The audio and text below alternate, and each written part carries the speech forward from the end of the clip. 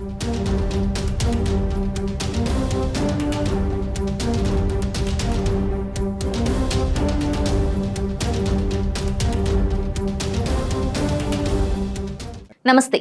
AP నుంచి బీజేపీకి ఎవరు భరోసా?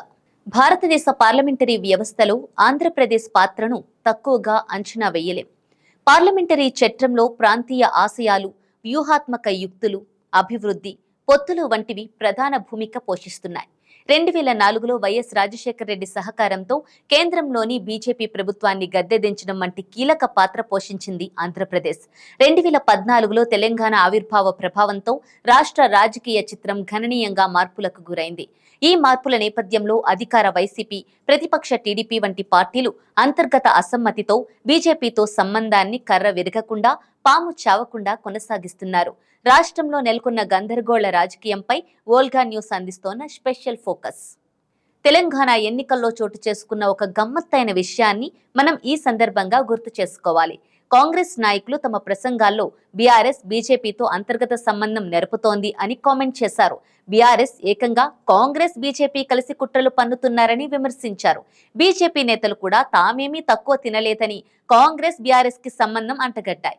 ప్రస్తుతం ఆంధ్రప్రదేశ్లో అంతర్గత పొత్తులు ఇంతవరకు బహిరంగం కాకపోయినా కేంద్రంలోని బీజేపీ పట్ల అధికార వైసీపీ, ప్రధాన ప్రతిపక్షమైన టీడీపీ ఉదాసీన వైఖరి అవలంబిస్తోందన్నది సర్వత్రా చర్చనీయాంశమైంది. చాలా ఏళ్ల నుంచి సదరు టాక్ వినిపిస్తున్నప్పటికీ ప్రస్తుతం కాంగ్రెస్ అధ్యక్షురాలు వైఎస్ షర్మిల ఆ ప్రస్తావనను తెరపైకి తెచ్చి ముందుగా వైసీపీని, వెనుక టీడీపీని ఇరుకున పడేశాయి. అయితే టీడీపీ ఇప్పటికే బీజేపీతో పొత్తుకు అరులు చేస్తున్న నేపథ్యంలో టీడీపీ కన్నా అధికంగా వైసీపీ డిఫెన్స్ లో పడిందని చెప్పొచ్చు. ఇక మరింత లోతుగా పరిశీలిస్తే 2004లో కేంద్రంలో అధికారంలో ఉన్న అటల్ బిహారీ వాజ్పేయి నేతృత్వంలోని బీజేపీ ప్రభుత్వాన్ని గద్దెదించడంలో అవిభాజ్య ఆంధ్రప్రదేశ్ రాష్ట్రం నిర్ణయాత్మక పాత్ర పోషించింది. కాంగ్రెస్ లో దృఢమైన నాయకుడిగా ఎదిగిన వైఎస్ రాజశేఖర రెడ్డి రాష్ట్రంలోని 42 లోక్సభ నియోజకవర్గాలలో 29 స్థానాలను గెలుచుకోవడమే గాక ఇండియా షైనింగ్ ప్రచారంలో అధికంగా దూసుకుపోతున్న బీజేపీని అధిగమించడానికి యునైటెడ్ ప్రోగ్రెసివ్ అలయన్స్ కు తనదైన శైలిలో అధిక ఎంపీలను అందించి సహాయం చేశారు. 2009లో వైఎస్ఆర్ చక్రం తిప్పి ఆ ఎంపీ సీట్లను 34కు పెంచి కాంగ్రెస్ పార్టీకి మరో అద్భుతమైన విజయాన్ని సునాయాసం చేశారు. మళ్లీ కేంద్రంలో కాంగ్రెస్ అధికారంలోకి రావడానికి అతని పాత్ర అమోఘమని చెప్పాలి.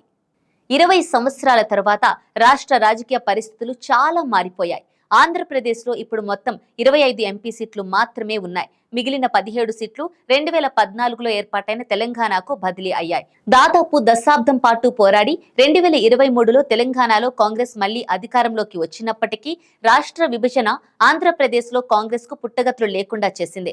2019 అసెంబ్లీ ఎన్నికల్లో ప్రధాన ప్రత్యర్థి అయిన ఎన్ చంద్రబాబు నాయుడు నేతృత్వంలోని తెలుగుదేశం పార్టీపై అతిపెద్ద విజయాన్ని నమోదు చేసిన రాజశేఖర రెడ్డి కుమారుడు జగన్మోహన్ రెడ్డి స్థాపించిన వైఎస్ఆర్ కాంగ్రెస్ కు రాష్ట్రంలోని దాదాపు మొత్తం కాంగ్రెస్ నాయకులు జంప్ అయ్యారు.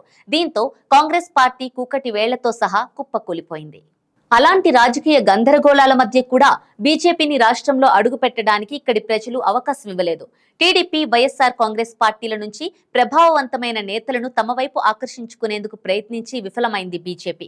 అయితే రాష్ట్రాన్ని గుప్పెట్లో పెట్టుకుని పార్లమెంటులో తన రాజకీయ లబ్ధికి ఉపయోగించుకునేందుకు రాష్ట్రంలోని 2 ప్రాంతీయ పార్టీల అధినేతలైన జగన్, చంద్రబాబుల తలలపై కేంద్ర దర్యాప్తు సంస్థల కత్తి పెట్టింది. వైసీపీ, టీడీపీ రెండింటి పట్ల నరేంద్ర మోదీ నేతృత్వంలోని బీజేపీ విధానం రాష్ట్రంలో కాషాయ పార్టీని మరింత దూరం చేసింది. వాస్తవాన్ని గమనిస్తే కొందరు విశ్లేషకులు ఆరోపించినట్లు బ్లాక్ మెయిలింగ్ వ్యూహాల కారణంగా క్షేత్రస్థాయిలో 2 ప్రాంతీయ పార్టీలు బీజేపీ పట్ల ఒక రకమైన ఏహ్యభావంతో ఉన్నారన్నది వాస్తవం. నిజమైన సైద్ధాంతిక కారణాలకు బదులుగా ఈ పార్టీలు 2 తమ సౌలభ్యం కోసం మాత్రమే కేంద్రంతో కలిసి పనిచేయడానికి సిద్ధపడ్డాయన్నది నిర్వివాదాంశం. 2024లో ఒకేసారి అసెంబ్లీ, లోక్సభ ఎన్నికలకు ఎన్నికల కమిషన్ తెరతీసిన నేపథ్యంలో మరోసారి ఆంధ్రప్రదేశ్లో గమ్మత్తైన రాజకీయాలు చోటు చేసుకునే అవకాశం కనిపిస్తోంది. ఇక మరోవైపు టీడీపీ అంటే రాష్ట్ర బీజేపీలో ఎవ్వరికీ పడని పరిస్థితి నెలకొంది. 2019 ఎన్నికలలో అకస్మాత్తుగా చంద్రబాబు యూ టర్న్ తీసుకోవడం, తెలంగాణలో కాంగ్రెస్ తో పొత్తు పెట్టుకోవడం వంటి కారణాలతో రాష్ట్ర బీజేపీ అప్పటి అధ్యక్షుడు సోము వీర్రాజుతో సహా చంద్రబాబును విలన్ లాగానే చూశారు. ఈ పరిస్థితుల్లో చంద్రబాబు వదిన పురంధేశ్వరిని రాష్ట్ర బీజేపీ అధ్యక్షురాలుగా ఆ పార్టీ అధిష్టానం నిర్ణయించి పంపించడం రాష్ట్ర రాజకీయాల్లో మరింత గందరగోళానికి అవకాశం ఇచ్చింది. ఇక టీడీపీ వారసుడు నారా లోకేష్ ఆ మధ్య మీడియాతో మాట్లాడుతూ కాంగ్రెస్ బీజేపీ రెండింటికి సమానమైన దూరాన్ని తాము మెయింటైన్ చేస్తామని చెప్పడం మరొక విచిత్ర విన్యాసమే. సమీప భవిష్యత్తులో టీడీపీ బీజేపీ పొత్తు పెట్టుకునే అవకాశం ఉందని వచ్చిన వార్తలను కూడా లోకేష్ ఖండించడం విశేషం. అయితే టీడీపీ చారిత్రాత్మకంగా కాంగ్రెస్ వ్యతిరేక విధానాలతోనే పురుడు పోసుకున్నదన్న విషయం జగమెరిగిన సత్యం. అంతకుముందు బీజేపీ నేతృత్వంలోని ఎన్డీఏలో టీడీపీ భాగమైనందున ఇప్పుడు ఏ పార్టీ వైపు చంద్రబాబు చక్రం తిప్పుతాడా అన్నది అందరినీ ఆలోచింపజేస్తోంది. అయితే జగన్ నిరంకుశ పాలనలో రాష్ట్రంలోని ప్రజాస్వామ్య సంస్థలలో పంచాయతీల నుండి విధాన సభ వరకు అన్ని విధాలుగా నిరాధారణకు గురయ్యాయని, రాష్ట్రంలో అవినీతి, కుటిల విధానాలకు ప్రాధాన్యత ఎక్కువైందని, పార్లమెంటులో కేంద్రం ప్రవేశపెట్టిన అనేక వివాదాస్పద బిల్లులకు వైసీపీ మద్దతు ఇచ్చిందని లోకేష్ చేసిన విమర్శలు రాజకీయ విశ్లేషకులను సైతం ఆశ్చర్యంలో ముంచెత్తాయి. అదే వైఖరిని టీడీపీ కూడా కొనసాగిస్తుందన్న దాన్ని లోకేష్ ప్రస్తావించలేదు. జగన్ ప్రభుత్వం పనితీరులో మోదీ ప్రభుత్వ పనితీరులో పెద్దగా తేడా లేదని చాలా మంది టీడీపీ నేతలు వ్యాఖ్యానిస్తూ ఉంటారు. అయినా టీడీపీ కేంద్రానికి వ్యతిరేకంగా ఎక్కడా కూడా బహిరంగ వైఖరిని ప్రదర్శించలేదు. 2018లో Nara Chandrababu Naidu National Democratic Alliance నుండి బయటకు వచ్చినప్పుడు బీజేపీ పవన్ కళ్యాణ్ నేతృత్వంలోని జనసేనతో పొత్తు పెట్టుకుంది. తెలంగాణలో ఎన్డీఏలో భాగం. జనసేన తెలంగాణలో మాత్రమే బీజేపీ మిత్రపక్షమని, కానీ ఆంధ్రప్రదేశ్లో కాదని, కాంగ్రెస్ బీజేపీ రెండింటికి తమ పార్టీ సమానమైన విధానాన్ని కొనసాగిస్తుందని టీడీపీ చెబుతోంది. ఇక అదే జనసేన జాతీయ స్థాయిలో ఎన్డీఏలో భాగస్వామి. రాష్ట్రంలో పొత్తులో ఉండి కూడా టీడీపీ పొత్తును ఖరారు చేసి రాష్ట్ర బీజేపీని కుడితిలో పడేశాడు పవన్ కళ్యాణ్. పైగా 3 పార్టీల పొత్తు ఖాయమని చెబుతూనే ఉన్నారు. మరోవైపు బీజేపీ రాష్ట్ర నాయకత్వం మాత్రం వారి పొత్తు జనసేనతో కొనసాగుతుందని చెబుతోంది. విశ్లేషకులు చెబుతున్న ప్రకారం చంద్రబాబును అవినీతి కేసులో తన ప్రభుత్వం అరెస్టు చేయడంతో టీడీపీ బీజేపీల మధ్య పొత్తుపై ఉన్న కాస్త ఆశను జగన్ వమ్ము చేశారని, దీంతో కాషాయ పార్టీ టీడీపీతో అధికారికంగా పొత్తు పెట్టుకోవడం కష్టమన్న లెక్కలు ఉన్నాయి. అవినీతికి బీజేపీ వ్యతిరేకమని తెలిసి జగన్ దాని ప్రధాన ప్రత్యర్థి టీడీపీ బీజేపీ రెండింటికి రాష్ట్రంలో ప్లాన్డ్ గా చెక్ పెట్టారన్నది వైసీపీ వర్గీయుల విశ్లేషణ. అదే సమయంలో రాబోయే ఎన్నికలలో ప్రాంతీయ పార్టీలు రెండు తామంతట తాముగా పోరాడాల్సిందే అని కేంద్రానికి బలమైన సందేశాన్ని పంపారని వారు చెబుతున్న మాట. ఇక జగన్ విషయానికి వస్తే అతను తన సొంత సమస్యలతో సతమతమవుతున్నారు. 2019లో మైనారిటీ, దళితుల ఓట్లను మెజారిటీగా తనకు అనుకూలంగా మలుచుకున్న జగన్ గత 5 ఏళ్లలో బలమైన లౌకిక రాజకీయ పంథాను కొనసాగించాడన్నది వాస్తవం. అదే సమయంలో పేదలకు సంక్షేమ కార్యక్రమాలను, విపత్కర పరిస్థితులను అధిగమించి అందించారు. అయితే పార్లమెంటులో కేంద్ర ప్రభుత్వ వివాదాస్పద బిల్లులకు ఆయన మద్దతు ఇవ్వడం మాత్రం వైసీపీలోని కొన్ని వర్గాలకు నచ్చకపోవడం గమనించాల్సిన విషయం. పైగా ఆయన మద్దతుదారులలోని ఆయా వర్గాలు, ముఖ్యంగా సాంప్రదాయ కాంగ్రెస్ కార్యకర్తలుగా ఉన్న వారంతా వైసీపీని వీడి ఉండవచ్చునని విశ్లేషకులు అంచనా వేస్తున్నారు. 2024 ఎన్నికలు సమీపిస్తున్న తరుణంలో జగన్మోహన్ రెడ్డి తన ఇంటిని చక్కదిద్దుకోవడానికి కూడా నానా తంటాలు పడుతున్నారు. తమ పార్టీలో పక్కన పెట్టిన ఆయన సోదరి వైఎస్ షర్మిల ఇటీవలే కాంగ్రెస్ లో చేరి ఆంధ్ర రాజకీయాల్లో కీలక పాత్ర పోషించడమే గాక జగన్ పై, ఆయన ప్రభుత్వంపై తనదైన శైలిలో విరుచుకుపడటం మొదలవ్వడంతో జగన్ ఇక్కట్లో పడ్డట్లయింది.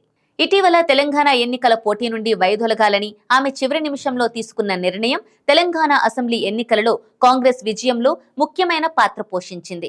అదే సమయంలో జగన్ ఎమ్మెల్యేలలో చాలా మంది క్షేత్రస్థాయిలో వ్యతిరేకతను ఎదుర్కొంటున్నారు. అది స్వయంగా జగన్ వారి పార్టీ సిట్టింగులకు చెప్పి మరీ ఆయా నియోజకవర్గాలలో తన పార్టీ అభ్యర్థులుగా చాలా మంది కొత్త ముఖాలను ప్రకటించారు.